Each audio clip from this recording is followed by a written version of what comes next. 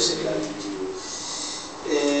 La temàtica, encara que porti com a fil conductor la ciutat de Nova York, no solament són paisatges, sinó que volia també ser tot allò que un pot accedir des del punt de vista emocional estant a un lloc com aquest.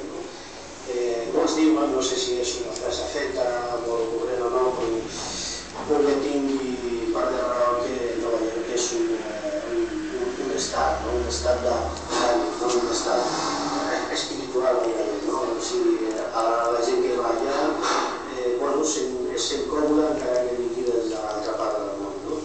Per això el factor humà és important en aquesta exposició, encara que els edificis semblin que portin el paper principal, però sempre, si us fixeu, hi ha en segon terme que vol estar en primer terme el ciutadà de Nova York.